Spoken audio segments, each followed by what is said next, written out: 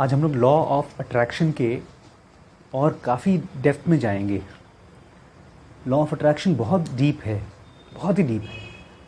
और आज जो भी चीज़ें हम सीखेंगे, समझेंगे, इसको ये इम्पॉसिबल है किसी भी मशीन के ज़रिए समझ पाना। किसी भी कंप्यूटर के ज़रिए ये चीज़ स्टडी नहीं हो सकती। लॉ ऑफ अट्रैक्शन का जो ये डेप्थ है, इसको गौतम बुद्धा ने किस तरह से समझा था, ये भी आप देखेंगे। It is a very deep understanding of law of attraction. Subscribe करिए और बेल बटन दबाकर डीप नॉलेज की वीडियोस सबसे पहले पाइए।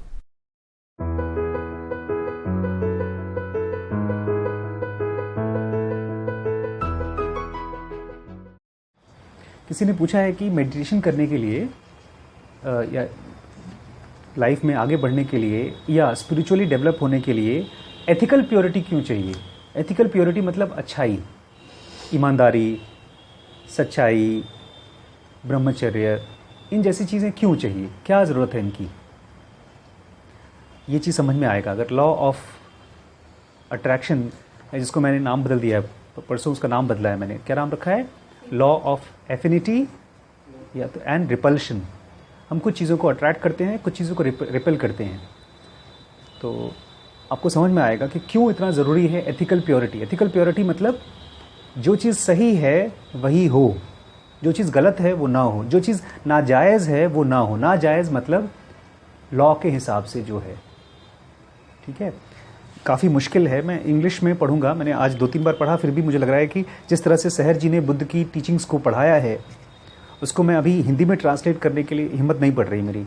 इसलिए मैं चाहता हूँ आपके साथ इंग्लिश में ही रीड करूँ और धीमे धीमे इसको हम हिंदी में समझने की कोशिश करेंगे। एक खास वर्ड यूज़ करते हैं कृष्णमूर्ति, और बहुत से लोग, जो लोग कृष्णमूर्ति को पढ़ते हैं, इस वर्ड से बहुत परेशान रहते हैं। कृष्णमूर्ति बोलते हैं become. Why are you trying to become something? कुछ और बनने की कोशिश क्यों कर रहे हो? Try to be what you are. जो भी आप हैं उसको बनने की कोशिश, वही रहने की कोशिश करो। Don't try to become something. हम सब लोग अपने थॉट्स में कुछ ना कुछ होना चाहते हैं। कमज़ोर है पढ़ाई में तो अच्छा होना चाहते हैं, गरीब है तो अमीर होना चाहते हैं, कम सुंदर है तो अच्छा सुंदर होना, और ज़्यादा सुंदर होना चाहते हैं, अगर कॉन्फिडेंस की कमी है तो और कॉन्फिडेंट होना चाहते हैं। हर किसी के पास कुछ न कुछ है होने के लिए, टू बिकम, ठीक है। अब गौतम बुद्धा के हिसाब से जो बिकमिंग है, ये ही प्रॉब्लम है। कृष्णमूर्ति बोलते हैं डोंट ट्राई टू बिकम। ये बिकम वर्ड, एक बंदे ने मुझसे पूछा था कुछ दिन पहले, सर ये बिकमिंग कैसे खत्म हो, क्योंकि हर सेकंड हम थॉट्स में भी कुछ ना कुछ बनने की कोशिश करते हैं। और ये बिकमिंग बहुत बड़ा कैंसर है दिमाग का, थॉट का, लाइफ का। क्योंकि ये ऐसा नहीं है कि आज आप कुछ हैं और आप कुछ और बन जाएंगे तो ख़त्म हो जाएगा। आज आप एक स्टूडेंट हैं, आपको कब जॉब लग जाएगी तो वो बिकमिंग ख़त्म नहीं होगा। वो ऐसा रहेगा कि कुछ और अच्छी यूनिवर्सिटी कॉलेज मिले, कुछ और अच्छी नौकरी मिले, नौकरी में कुछ और अच्छा मिले। हर चीज़ में जो नेक्स्ट, एक आपको चुटकुला बताया मैंने, बहुत बार जोक बताया ना। एक मोटा आदमी था, जो उसका पेट बहुत मोटा था, तो हमेशा वो डॉक्टर के पास गया। डॉक्टर ने कहा कि गोल्फ खेला करो, गोल्फ खेलने से उसके, बोलते 1 हफ्ते बाद वापस आया, बोलते डॉक्टर साहब गोल्फ नहीं खेल पा रहा हूँ, बॉल अगर रखता हूँ तो दूर रखता हूँ तो बॉल को मार नहीं पाता हूँ, और अगर नज़दीक रखता हूँ तो पेट के नीचे आ जाती है, बॉल दिखती नहीं है, इसलिए गोल्फ नहीं खेल पाता। तो बिकमिंग में यही होता है कि जो भी चीज़ आपके पास है वो तो दिखती नहीं।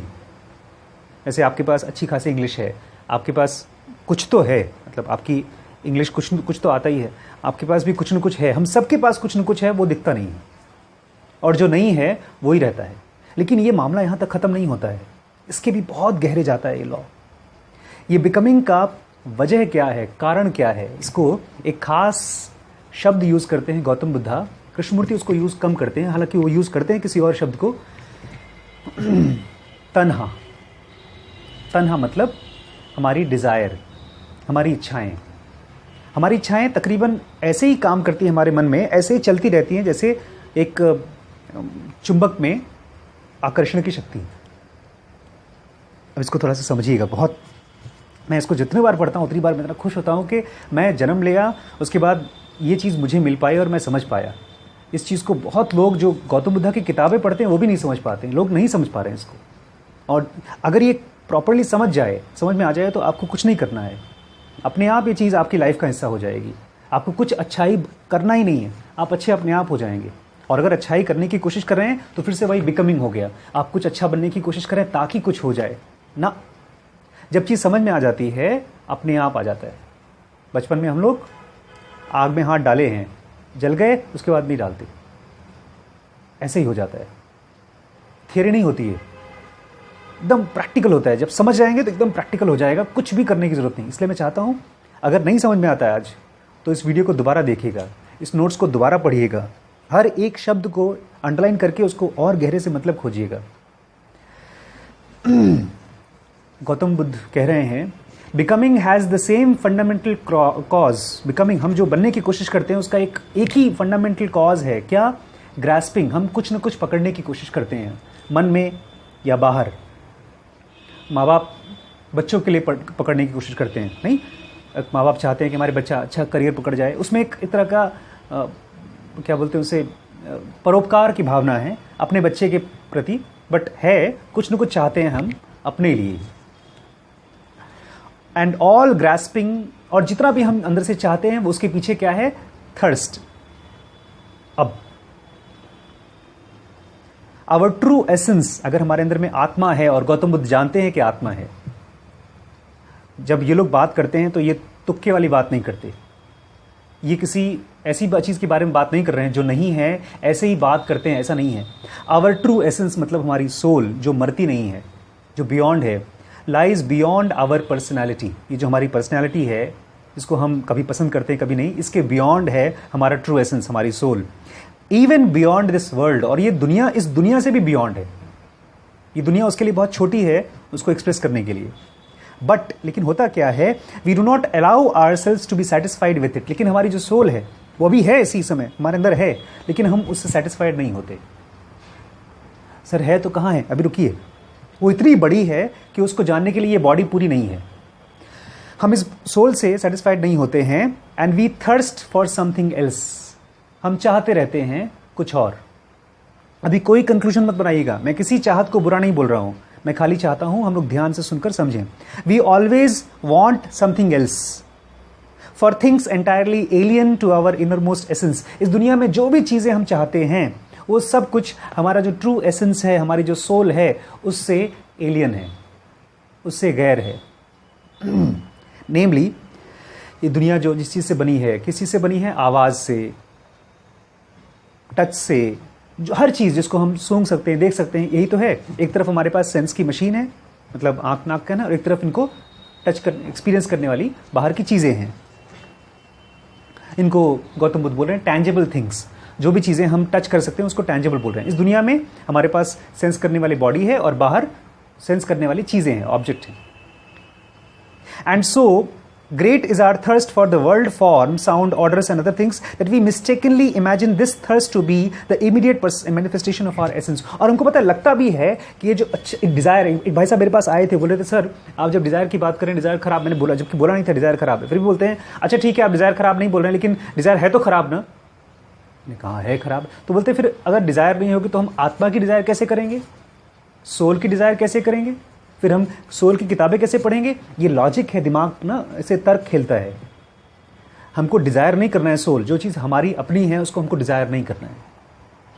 हमारे अंदर में इतनी ज़्यादा इच्छाएं हैं चीज़ों को पाने की कि हमको ये भी नहीं मालूम पड़ता, ध्यान से सुनिएगा, हमको ये भी नहीं मालूम पड़ता कि ये जो इच्छा है ये भी हमारे सोल का नेचर नहीं है। नहीं समझे? जैसे ये कमरा है, इस कमरे का एक आवाज़ है। कौन सी आवाज़ है? कोई आवाज़ नहीं इस कमरे की। इस कमरे में से अगर मैं म्यूज़िक चलाऊं, म्यूज़िक चलेगा, लेकिन वो इस कमरे से नहीं चलेगा, इनकी म्यूज़िक सिस्टम से चलेगा। ये कमरा मतलब खाली स्पेस। ऐसे ही हमारे सोल की जो क्राइटेरियंस हैं, जो उसके कैरेक्टरिस्टिक्स हैं, जो उसका नेचर है, उसके नेचर में डिज़ायर नहीं है। लेकिन हम लोग को नहीं मालूम पड़ता, हम सोचते नहीं है हमारे सोल के अंदर में डिज़ायर होगा तभी तो हम डिज़ायर करें, नहीं तो डिज़ायर क्यों होता हमारे अंदर में? अभी हम लोग क्या समझने की कोशिश कर रहे हैं? लॉ ऑफ अट्रैक्शन को बहुत गहराई से। अगर कॉन्शियसनेस को पैदा होना है, कॉन्शियसनेस मतलब एक कोई भी चीज़ जो चीज़ रिस्पॉन्ड कर सके। मशीनों के अंदर में कॉन्शियसनेस नहीं होता, जानवरों में होता है। एक चींटी को आप टच करिए तो रुक जाती है, तो उसके अंदर में कॉन्शियसनेस है। बोल रहे हैं consciousness is the antecedent condition for further development and evolution of this body. ये जो बॉडी को डेवलप करने के लिए, अब सुनिएगा, बहुत ये मेडिकल से एकदम अलग बात बोल रहे हैं। अगर किसी भी फिजिकल बॉडी को दुनिया में आना है, बच्चे को अगर पैदा होना है दुनिया में, उस पैदा होने के लिए पहले से ही कॉन्शियसनेस होना चाहिए, एक चेतना होनी चाहिए। तीन चीज़ें चाहिए बुद्धा के हिसाब से एक आदमी को पैदा होने के लिए। कौन कौन सी तीन चीज़ें? Consciousness first of all come there, it should descend, कहीं ना कहीं से एक चेतना आना चाहिए। और उसके बाद ओवम, जो औरत के अंदर में अंडे होते हैं उसको बोलते हैं ओवम, और आदमी के अंदर में जो अंडे होते हैं उसको बोलते हैं स्पर्म। ये दो, एक स्पर्म एक ओवम और इसके साथ में कॉन्शियसनेस, जब ये तीनों इकट्ठे एक साथ आते हैं तब जाके एक ह्यूमन फॉर्म बनता है। ये खाली स्पर्म और ओवम के जुड़ने से नहीं होता। ये एकदम नई चीज़ थी और इसको मेडिकली हम जान ही नहीं सकते, बिकॉज हमारे जितने भी इंस्ट्रूमेंट्स हैं, कंप्यूटर्स हैं, कैमरेज हैं, वो उन्हीं चीज़ों को देख सकते हैं जो दिखती हैं सॉलिड फॉर्म में। बोल रहे हैं कि consciousness must first descend into the impregnated ovum, जो ओवम को स्पर्म ने प्रेग्नेट कर दिया है उसमें कॉन्शियसनेस आना चाहिए at the moment of conception. बोलते हैं ना कॉन्सेप्शन, पता है क्या होता है कॉन्सेप्शन? एक मोमेंट होता है कॉन्सेप्शन का, जिस समय बच्चा माँ के गर्भ में पहली बार फॉर्म लेता है। उससे पहले खाली सेल्स होते हैं। अच्छा, ये क्यों बता रहा हूँ पता है मैं आपको? प्रेगनेंसी का बहुत खास अट्रैक्शन का लॉ यहीं से ही समझा गया है। ये फर्स्ट स्टेज है जहाँ से अट्रैक्शन चालू होता है। At this stage the consciousness is so weak. Consciousness मतलब समझते हैं? चेतना, होश। ऐसे आदमी कोमा में होता है तो उसका बहुत कम होश होता है। उसको हम लोग, जब मरीज़ कोमा में होता है ना, ऑलमोस्ट अधमरा होता है, उसको हम लोग यहाँ पर ऐसे ज़ोर से दबाते हैं चेक करने के लिए वो जिंदा भी है कि मर गया। तो अगर ज़ोर से दबाएंगे तो मरीज़ थोड़ा सा हिलता है, वो भी नहीं होता उसके अंदर कॉन्शियसनेस। तो उसकी आँखें खोल करके टॉर्च लगाते हैं, आँख में ना प्यूपल होता है, वो एकदम जैसे जैसे हमारी डेथ नज़दीक आती है, मर चुके होते हैं, पूरी तरह से प्यूपल डायलेट हो जाता है। और जब टॉर्च दिखाते हैं तो प्यूपल कॉन्स्ट्रिक्ट होना चाहिए। अगर कॉन्स्ट्रिक्ट नहीं हो रहा है इसका मतलब प्यूपिल डायलेटेशन नहीं है, पेशेंट इज डेड, मतलब फिजिकल बॉडी मर गई है। तो जिस समय कॉन्सेप्शन होता है उस समय ये जो कॉन्शियसनेस, जो चेतना इतनी कम होती है that it arouses only vegetative irritations. Vegetative irritation मतलब जैसे चींटियों के अंदर में होता है, खाली मूवमेंट होता है। एक बच्चा जब पेट में माँ के अभी वह हाथ पैर भी नहीं बने हैं, हाथ पैर के बर्ड्स भी नहीं बने हैं, कोई ऑर्गन नहीं बना है, उसमें चेतना बहुत ज़रा सी होती है जैसे पेड़ों में होती है। उस पेड़ों में भी चेतना होती है, मशीनों से चेक किया गया है, पता है आपको? एक मीटर आता है चेक करने के लिए, उसमें वाइब्रेशन चेक कर सकते हैं। कोई आदमी हथौड़ा लेकर पेट काटने जाएगा तो पेट में ज़्यादा वाइब्रेशंस होते हैं, और अगर वहीं पर एक आदमी हथौड़ा लेकर पेड़ के पास जा रहा है लेकिन काटेगा नहीं, सोने जा रहा है, तो पेड़ में वाइब्रेशंस नहीं होते। ये प्रॉपरली चेक्ड हुआ है, you can check it on Wikipedia. तो एकदम अर्ली स्टेज में जो कॉन्शियसनेस होता है बहुत कम होता है। Because it is produced by the organic matters. क्योंकि ये जो कॉन्शियसनेस पैदा हुई है उसमें ऑर्गेनिक मैटर से पैदा हुई। ऑर्गेनिक मैटर मतलब क्या? जो भी हम खाना खाते हैं, चावल दाल और ढोकला वगैरह वगैरह। And because it is produced by organic matter not yet differentiated to the organs of senses, क्योंकि अभी तक ये जो दाल चावल जो उसने खाया है खाली एक सेल बना है। सेल में क्या होता है? प्रोटोप्लाज्म होता है, माइटोकॉन्ड्रियन होता है, लेकिन अभी तक वो माइटोकॉन्ड्रियन सेल्स वगैरह हाथ पैर नहीं बने हैं, अभी तक आँख नहीं बना है, अभी तक कान नहीं बना है। ये सब क्या होते हैं? Organ of senses. ये सेंस कर पाते हैं दुनिया को। जब तक सेल, छोटा सा सेल है, वो देख नहीं सकता। सेल को आंख बनना पड़ेगा देखने के लिए, कान बनना पड़ेगा सुनने के लिए। तो बोला जब तक वो नहीं बनता तब तक कॉन्शियसनेस बहुत कम होती है। बट द एम्ब्रियो इवॉल्व्स, लेकिन वो छोटा बच्चा है वो इवॉल्व करता है। द कॉन्शियसनेस इज रेज्ड, थोड़ा बच्चा बड़ा हो गया तो कॉन्शियसनेस बढ़ गई उसके अंदर में। To the physical touch consciousness, उसके अंदर में टच का सेंसेशन आया, ठीक है। दस the mutual conditionality of both factors, corporeal organism and consciousness is established. इस तरह से बच्चे की बॉडी और बच्चे की चेतना एक दूसरे को कंडीशन करती रहती है। अब वो दुनिया को फील कर पाता है तो उसकी बॉडी और मजबूत बनती है। अब उसकी बॉडी मजबूत बनती है तो दुनिया को और फील कर पाता है, ठीक है। कहानी अब और थोड़ी गहरी जाएगी। बुद्धा क्या बोलते हैं बताए? इस कॉन्शियसनेस को, वो जिसको हम लोग आम तौर पे कॉन्शियसनेस बोल देते हैं और बड़ी महान चीज़ मानते हैं, बुद्धा इससे भी बियॉन्ड जा चुके थे। उन्होंने अपनी आत्मा को एज इट इज़ जान लिया था, इसीलिए उन्होंने इन सब चीज़ों को एक खास तरीके से देखा। वो बोलते हैं जो कॉन्शियसनेस है ये खास तरह का एलिमेंट है, धातु है। धातु हम पता है किसको बोलते हैं हम हिंदी भाषा में, जिन चीज़ों को हम छू सकते हैं, जैसे मेटल को बोलते हैं धातु। लेकिन बुद्धा बोल रहे हैं कॉन्शियसनेस एक खास तरह का धातु है। जैसे बिजली में से, तार में से बिजली जाती है, उसको एक एलिमेंट है बिजली, ऐसे ही बुद्धा बोलते हैं consciousness is a special element. It is invisible, लोगों को दिखती नहीं है, बाउंडलेस, सब जगह पर घुस सकती है, all penetrating. Objects enter this element at the same time, the interlocking of the sensual activities end of their corresponding objects having aroused. होता यह है कि जब भी कोई चीज़, अब मैं यहाँ पर आँख खोल के बैठा, अब जैसे ही मेरी आँख के सामने चीज़ें हैं, मान लीजिए जैसे मैं समुद्र में खड़ा हूँ और मैं शिप पे बैठा हूँ, मेरे मम्मी पापा ने मुझे डाल दिया है कहाँ पर, मर्चेंट नेवी में डाल दिया है, और बहुत दूर दूर तक कुछ नहीं दिखाई दे रहा है, खाली समंदर दिखाई दे रहा है और कुछ नहीं। और कहीं दूर लेट्स से मेरी विजन के डिस्टेंस में एक चिड़िया आ गई या एक नाव आ गया और मैं उसको 3 महीने से खोज रहा हूँ या 3 दिन से खोज रहा हूँ, तो उस नाव से एक ऑब्जेक्ट आया, उस ऑब्जेक्ट से मेरी जो कॉन्शियसनेस है वो बहुत दूर तक फैल जाती है। उस कॉन्शियसनेस में एक ट्रिगर हुआ और वो ट्रिगर मेरी ऑब्जेक्ट तक पहुँचा। यही कह रहे हैं the object enters this element. कहीं पर भी दुनिया में, कहीं दूर आवाज़ टन करके घंटी बजी और वो आवाज़ मेरी कॉन्शियसनेस से बजी और कॉन्शियसनेस से मेरे पास पहुंच गई सेकंड्स में। The object enters this element, इसी कॉन्शियसनेस में, at the same time the interlocking of sensual activity, क्योंकि उसी समय कॉन्शियसनेस से वो जगह भी जुड़ी हुई है और मेरे कान भी जुड़े हुए हैं और तुरंत वो यहाँ ट्रांसफ़र हो जाता है, टाइम नहीं मालूम पड़ता।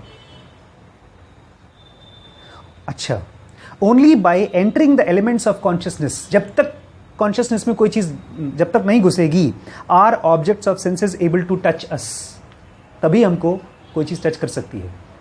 इसका क्या मतलब है? अगर मेरी बॉडी है और इसमें कॉन्शियसनेस नहीं है तो मैं टच नहीं कर सकता। मेरी आँख है लेकिन इसमें कॉन्शियसनेस नहीं है तो मैं देख नहीं सकता। मतलब ये कि ये जो आँख की मशीन है, पुतलियाँ हैं, ये इनको नहीं देखती है। ये एक इंस्ट्रूमेंट है जिसके साथ कॉन्शियसनेस जुड़ता है, तब चीज़ों को देखती है। कुछ क्लियर हो रहा है? थोड़ा बहुत क्लियर हो रहा है? अच्छा। The whole world therefore exists for us only as it is irradiated by consciousness. इसलिए पूरी की पूरी दुनिया हमारे सामने, हमको लगता होगा कि पेड़ है, पहाड़ है, ये तभी तक है जितना हमारी कॉन्शियसनेस इनको इरेडिएट करती है, चमकाती है।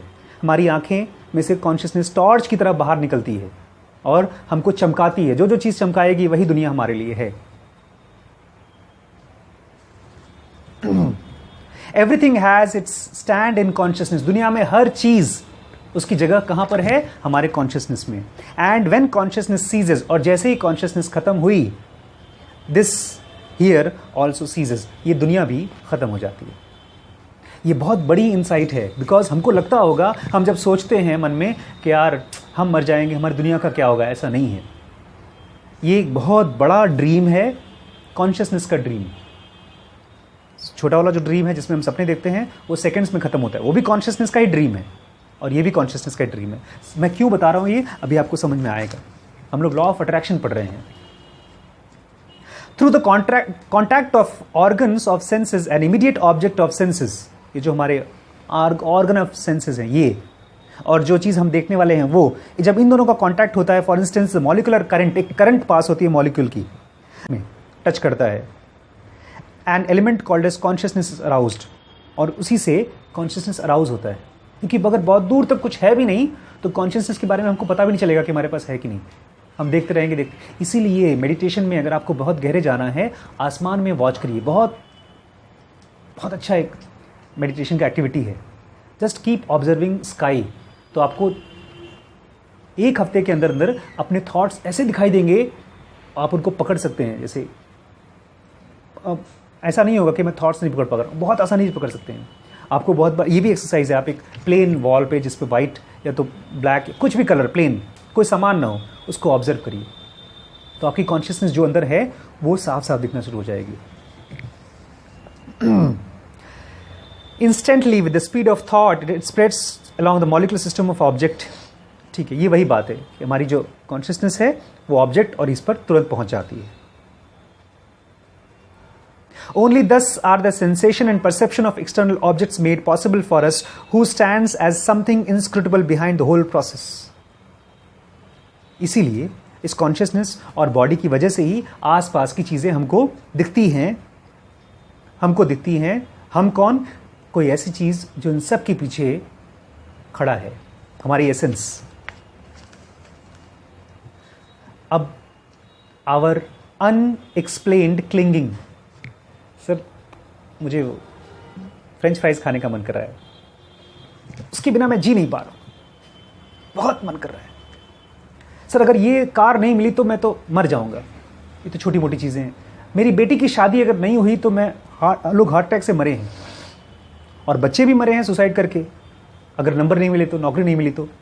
इसको बोलते हैं क्लिंगिंग.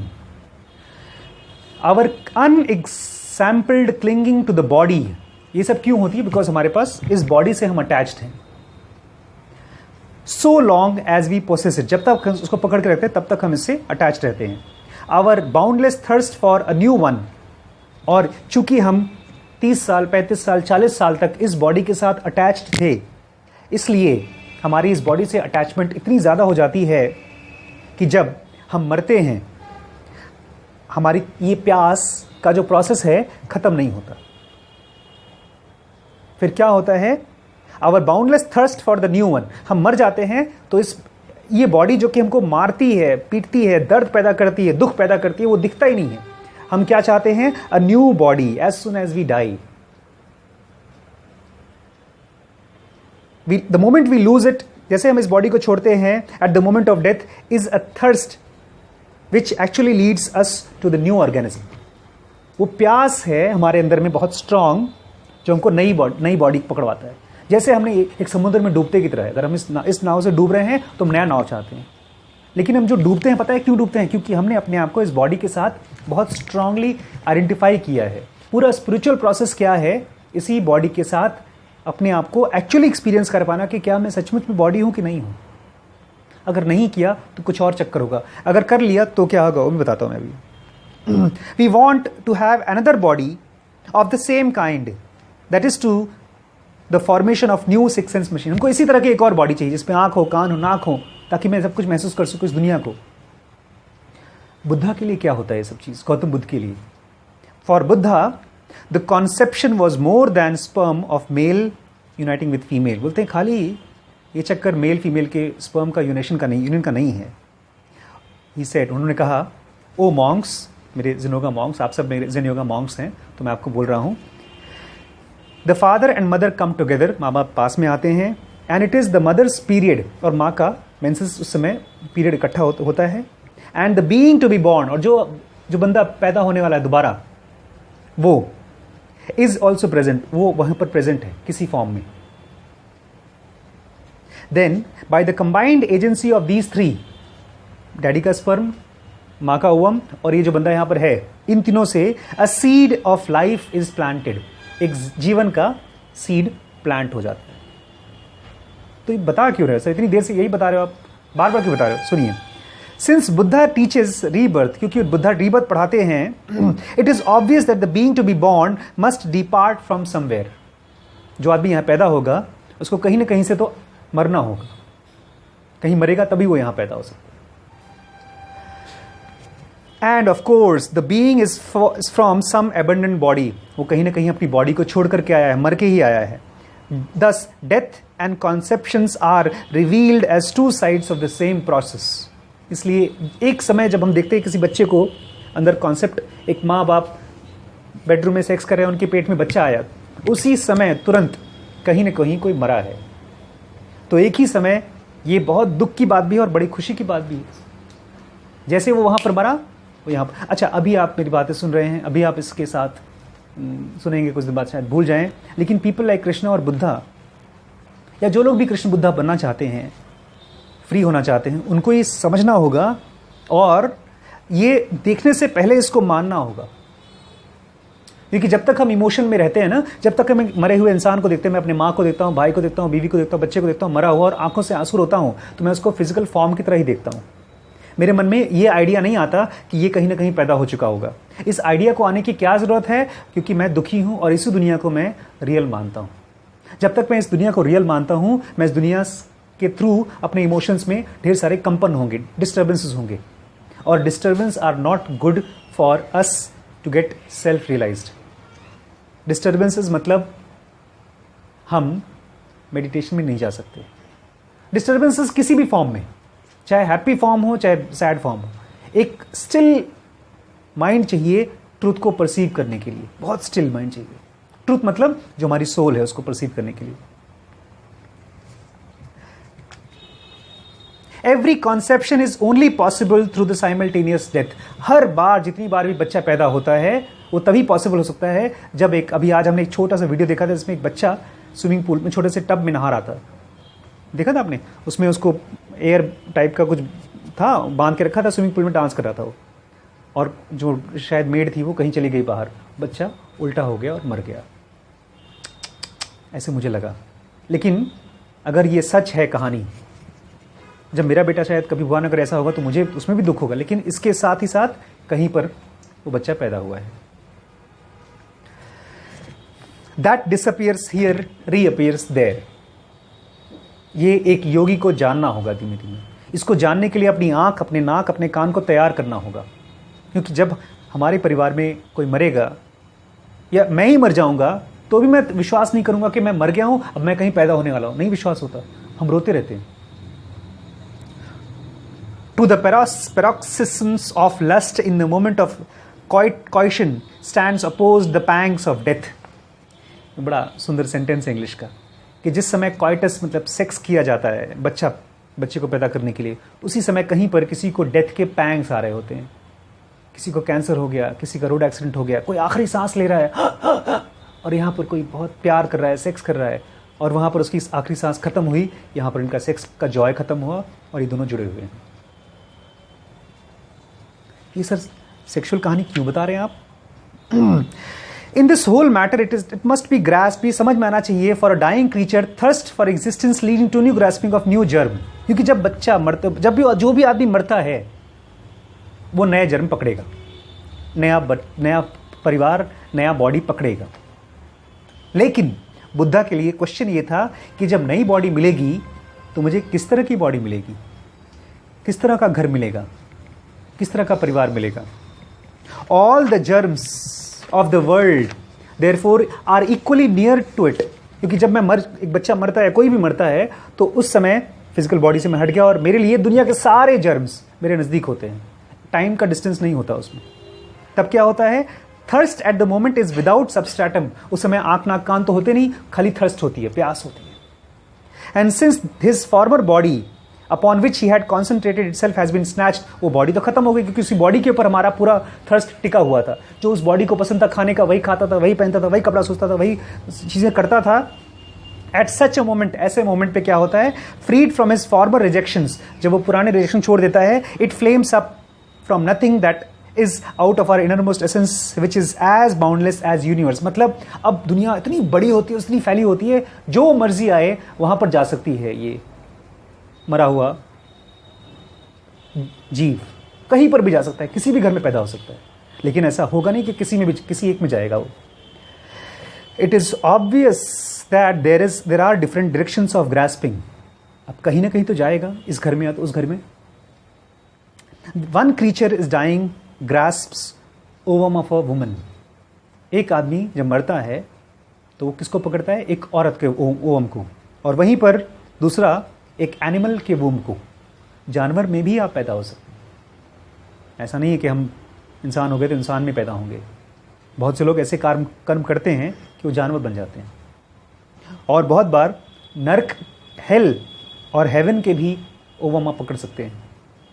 लेकिन ये टॉस नहीं होता नेचर में, तुक्का नहीं होता कि चलो यार भगवान जी ऐसे कर रहे हैं, शकुनी की तरह पासा फेंक रहे हैं। नहीं, भगवान के यहाँ कोई भी चीज़ बिना नियम और कानून के नहीं होता। वो लखीमपुर खीरी नहीं है उनके यहाँ। कोई भी चीज़ कहीं पर भी रख दिया हमने, कुछ भी कर लिया, ऐसा नहीं होता। मतलब हम लोग क्या तो ऐसे चलता है, कुछ भी कर ले, लेकिन वहाँ पर बहुत वाई दिस डिफरेंस। ये डिफरेंस होता क्यों है कि कोई आदमी एक औरत के वूम में, कोई स्वर्ग में, कोई नरक में, कोई जानवर बनता है? Why this difference? The answer is through the same factor which represents the cause of grasping of general thrust. जो जनरली हमने प्यास की है, जो भी चीज़ें हमने चाही हैं। मैं इंजीनियर बनना चाहता था, पूरी तरह से डेस्परेट था इंजीनियर बनने के लिए। मैं जर्नलिस्ट बनना चाहता था, मैं बिजनेसमैन बनना चाहता था, मैं टीचर बनना चाहता था, मैं चोर बनना चाहता था। बहुत से लोग चोर भी बनना चाहते हैं। बनना क्या मतलब, उनको चोरी उनको अच्छी लगती है, करने में मज़ा आता है। This gives the direction to your grasping. इसी आपके 30, 40, 50 साल की हैबिट से ही एथिकल प्योरिटी क्यों बोल रहा हूं, क्यों अच्छाई बहुत ज़रूरी है, बिकॉज इसी अच्छाई से आपको मोमेंटम मिलेगा। यही अच्छाई आपके लिए एक तरह का एक्सीलरेटर की तरह काम करेगी। द वाइटल ट्रूथ, ये ज़रूरी चीज़ ये है, is that we only grasp what is in harmony with our will. हमने ज़िंदगी भर में जिन जिन चीज़ों के लिए हाँ बोल दिया, यार 10 रुपये पापा की जेब में से निकाल लें, चलेगा, हाँ यार चलेगा, हमको पता है वो पूरी तरह से ठीक नहीं है, लेकिन हमने उसके लिए अलाउ कर दिया। ये जैसी हमारी विल होगी वैसा ही चीज़ों के प्रति हम अट्रैक्ट होंगे। ऐसे ही घरों में, ऐसे ही परिवारों में हम जाएंगे। We only grasp what is in harmony with our will. ये है लॉ ऑफ एफिनिटी, ये लॉ ऑफ रिपल्शन। एक चोर कभी भी मरने के बाद साधु के घर में पैदा नहीं होगा, और अगर पैदा हो भी गया तो कहीं कभी न कभी वहां से निकाल दिया जाएगा, वो रहेगा नहीं वहां पर, उसके टेस्ट नहीं रहेंगे उसके। और अगर एक साधु मरा, वो कभी भी ऐसे घरों में या ऐसे संस्कार में नहीं बड़ा होगा, पैदा होगा जहां पर वो साधु न बन सके। But we do not always grasp what is in harmony with our willing. This is the cause when we recognise injurious deceptive nature of that for which we long. लेकिन ये हमेशा नहीं होता कि आप मरने के बाद ठीक वैसी जगह पर पैदा हो जाएं जैसी आपकी विलिंग है। बहुत खास टाइम होता है जब आप बुद्ध की तरह देखते हैं। आपने पूरी लाइफ भर इस ग्रास्पिंग को देखा और आप जान गए, ना ना ना, मैं ऐसी बॉडी चाहता नहीं, मैं किसी भी तरह की बॉडी नहीं चाहता, क्योंकि सारी बॉडी में कैंसर भी हो सकता है, बीमारी भी हो सकती है, दुख भी हो सकता है, मुझे बॉडी चाहिए ही नहीं। एक बुद्धा जब ग्रास्पिंग को समझ जाता है तब वो कोई भी बॉडी में पैदा नहीं होता। इंडीड दिस रिकॉग्निशन, जब वो देख लेता है, if only it is complete, जब आप पूरी तरह से देख लेते हैं। हमारे अंदर में छोटा छोटा रहता है डिजायर, बिकमिंग, इसको कृष्णमूर्ति बोल रहे थे ना, बिकमिंग। हम क्यों बनना चाहते हैं, कुछ हमारे मन में कुछ ना कुछ तो इच्छा रहती है। लैला मजनू इस जन्म में नहीं मिल पाए तो हम अगले जन्म में मिलेंगे। जाओ पैदा हो, जाओ रो, लड़ाई करो, पीटो, सुबह से शाम तक हस्बैंड जाएगा कमा करके लाएगा, बीवी रोटी बनाएगी, फिर शाम को जाकर शॉपिंग करेंगे और लड़ाई करेंगे। लैला मजनू, इस जन्म में नहीं मिल पाए तो अगले जन्म में खाना बनाएंगे। ये ग्रास्पिंग था। आप कितने भी अच्छे हैं, आपको ये देख पाना होगा फिजिकली कि ये बॉडी से सेपरेट हम कुछ और हैं और ये कुछ और का नेचर ग्रास्पिंग नहीं है। इसीलिए स्पिरिचुअल रीडिंग बहुत बहुत बहुत ज़रूरी है। अगर हमारे अंदर में स्पिरिचुअल प्रैक्टिसेस करने की इच्छा नहीं है तो रीडिंग से समझ में आएगा। आज मैं एक बड़ी इंटरेस्टिंग थिच नाथ हन की हम लोग बुक्स लेकर आए हैं, हाउ टू वॉक। थिच नाथ हन बोलते हैं वॉकिंग एक मेडिटेशन हो सकता है। बोलते एक बार मैं वहाँ गया था कहीं फ्रांस या कहीं पर या रोम, कहीं बहुत फेमस वर्ल्ड के बेस्ट जेन मास्टर माने जाते हैं थिच नाथ हन। तो बोलते हैं मैं और एक और पोएट हैं और वो एक फादरी हैं चर्च के, हम दोनों वॉक करने के लिए, मैंने कहा हम लोग वॉक करेंगे। बोलते हैं और जब वो वॉक करते हैं तो बात नहीं करते हैं किसी से, और जब थिच नाथ हन वॉक करते हैं तो वॉक में उस समय वो चाहते हैं कि उनके थॉट्स उनको डिस्टर्ब ना करें और वो नेचर को देखें। तो थिच नाथ बोलते हैं कि मैं बहुत हाइट में कम हूँ, और जो जो फादर थे ना, चर्च के फादर थे, उनकी हाइट मुझसे डबल थी ऑलमोस्ट। तो वो चलते थे तो उनकी चाल में थोड़ी सी स्पीड थी। बोलते मैं 2 कदम चलूँ उतने में वो 4 कदम चल दें। बोलते लेकिन मैं धीमे धीमे चलता था, तो जाकर के मेरे लिए वेट करते थे। फिर जब वो हम दोनों बराबर एक ही टाइम एक जगह पर आ जाएं, फिर वो स्पीड उनकी बढ़ जाए, फिर वो 2 कदम आगे चल जाए, वो धीमे धीमे चलते। बोलते मैं यहाँ पर इसी समय अपने थॉट्स को, आसपास की चीज़ों को देख करके एंजॉय करते करते चलना चाहता हूँ। इनकी वॉक देखिएगा, कभी आप YouTube पे थिच नाथ हन की वॉकिंग देखिएगा, ऐसा लगता है जैसे उनके वॉक में कोई डिस्टर्बेंस नहीं है। हम सब जब चलते हैं ना, हम कहीं जल्दबाजी में होते हैं कहीं पहुंचने के लिए। एक बार बल्कि एयरपोर्ट पे थिच नाथ हन चल रहे थे तो कोई आदमी आया, बोलता है आप कौन है, क्या करते हैं आप, किस सेक्ट से हैं। उसने कहा आप ये सब क्यों पूछ रहे हैं। बोलते क्योंकि आपकी वॉक बड़ी सुंदर है, आप देखिएगा ज़रूर, उनकी वॉक देखिएगा। हम चाहते हैं हम लोग भी वो वॉक कभी कभी। आज वैसे बड़ी खुशी की बात है, आज हमारे घर में सब ने एकदम ऐसे बिहेव किया कि बहुत अच्छी क्लास चल पाई। लास्ट में मैं थोड़ा सा बोलना चाहता हूँ इसको, टॉपिक को ख़त्म करने से पहले। फॉर द इंस्टेंस, जैसे ही a man who is indulge in alcohol, कोई आदमी अगर अल्कोहल में इंडल्ज है, खूब दारू पीता है, लेकिन एक दिन अचानक उसने एक अल्कोहलिक की हालत को देख लिया, तो अल्कोहल शायद ना अल्कोहल ना पीना चाहे। कोई आदमी, अब सबके साथ नहीं होता, लेकिन कभी कभार किसी आदमी के साथ, कोई जागरूक आदमी के साथ अगर दिख जाए कि यार दारू बड़ी खराब चीज़ है, तो दारू छोड़ देता है। ऐसे ही जब हम देखना शुरू कर देते हैं कि मेरी इस पर्टिकुलर इच्छा से इस तरफ मेरी अट्रैक्शन होगी, तो हम वो इच्छा नहीं करते। तब हमारी इच्छाओं का, डिजायर्स का एक क्वालिटेटिव ट्रांसफॉर्मेशन होगा। Law of attraction he decide करता है मरने के बाद आप किधर पैदा होंगे। ये खाली कार और शर्ट और नोकिया फोन, नोकिया नहीं, सॉरी नोकिया तो पुराना हो गया, एप्पल फोन के चक्कर का बात नहीं है। ये फोन, इस फोन, ये कौन सी बॉडी मिलेगी, यहां तक कि हम ही डिसाइड करते हैं अगले जन्म में अगर हमको अपाहिज होकर पैदा होना है। कुछ लोग मेंटली पैदाइशी अपाहिज होते हैं, हाथ पैर नहीं बनते किसी के, तो उसकी भी ग्रास्पिंग हमारे पिछले जन्म में ही हो चुकी थी। जब तक हम कॉन्शियसली अपने डिजायर्स को नहीं वॉच करते, every desire is going to push us into one direction, we don't know whether we want it or no. और कोई बुरी चीज कोई नहीं चाहता, लेकिन थोड़ी थोड़ी हम लोग अलाउ कर देते हैं ना डिजायर्स। थोड़ा बुरा तो चलता है यार, दैट थोड़ा बुरा बिकम्स अ बिग बुरा। तो उसके लिए क्या करें सर? इकट्ठा करिए, खूब ढेर सारा कॉन्शियसनेस इकट्ठा करिए, अवेयरनेस इकट्ठा करिए। मैं अभी अगले कुछ दिनों में जो क्लासेस लूँगा ना, हर रोज़ एक तरीका बताऊँगा कि आप कैसे अपनी कॉन्शियसनेस को इकट्ठा कर सकते हैं, क्योंकि वही कॉन्शियसनेस आपको इन सारी डिज़ायर से निजात करेगी। फ्रेंड्स, अगर आपको पसंद आया हो तो ये नीचे रेड कलर का सब्सक्राइब बटन है, आप उसको दबा देंगे और एक बेल बटन आता है ब्लैक कलर का, उसको प्रेस कर देंगे तो ये वीडियोस आपको फटाफट आपके अकाउंट में पहुंच जाएंगे। और हाँ, अगर आप डोनेट करते हैं तो ये वीडियोस हमेशा के लिए फ्री रहेंगे। Thank you so much.